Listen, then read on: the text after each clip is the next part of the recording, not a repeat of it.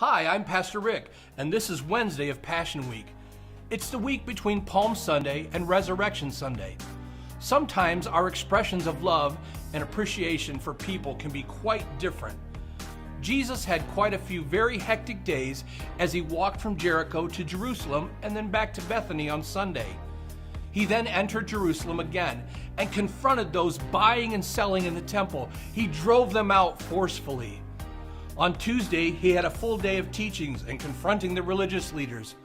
On Wednesday, we can only imagine that he was tired and may have simply wanted to spend one last day with his friends and disciples in Bethany, at the home of Simon the Leper. If you're familiar with the account of Jesus raising Lazarus from the dead, then you'd also remember his two sisters, Mary and Martha. They were also from Bethany and present at the meal recorded in Matthew 26 and several other places. There are differing accounts of this event in the Gospels. Some very smart scholars have debated how these link together. Here is what we know. After Matthew records the events in Tuesday during Passion Week, he then records this event. Matthew 26, verses 6 through 13.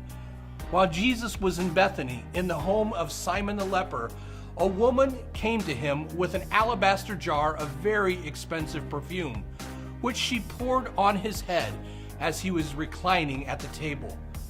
When the disciples saw this, they were indignant. "Why this waste?" they asked. "This perfume could have been sold at a high price and the money given to the poor." Aware of this, Jesus said to them, "Why are you bothering this woman? She has done a beautiful thing to me.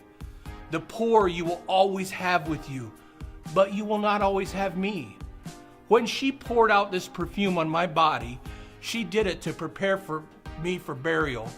Truly, I tell you, wherever this gospel is preached throughout the world, what she has done will also be told in memory of her." This passage in Matthew and the account in the book of Mark do not identify who the woman is. Luke simply calls her a sinner. And John says it was Mary of Bethany, Lazarus' sister. Each account is writing from a different perspective.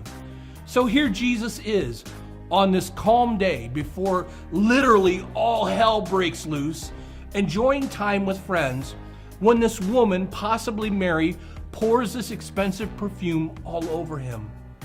The alabaster jar was a small jar with a long sealed neck, which would be snapped off in order to use the contents.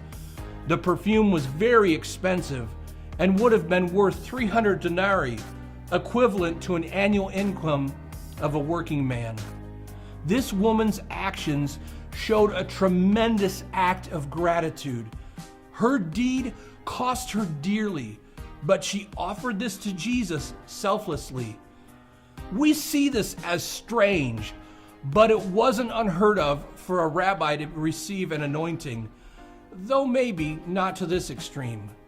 The disciples couldn't grasp such extravagant gratitude and, dare I say, this worship of Jesus.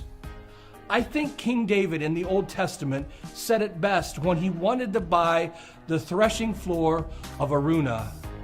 Araunah wanted to simply give it to him, but King David insisted on purchasing it to build an altar for the Lord on it. His response to Araunah was, "No, I insist on paying for it.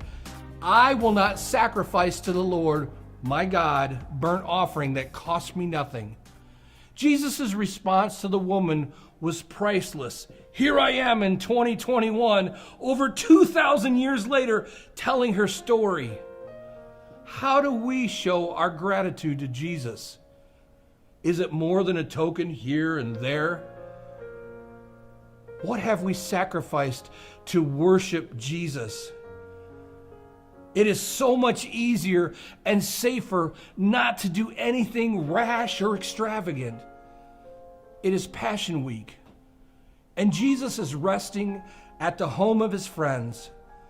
He was anointed for burial and about to do the most extravagant thing one could ever do. He is headed to the cross to lay down his life for you and me. spend some time reflecting on what Jesus means to you.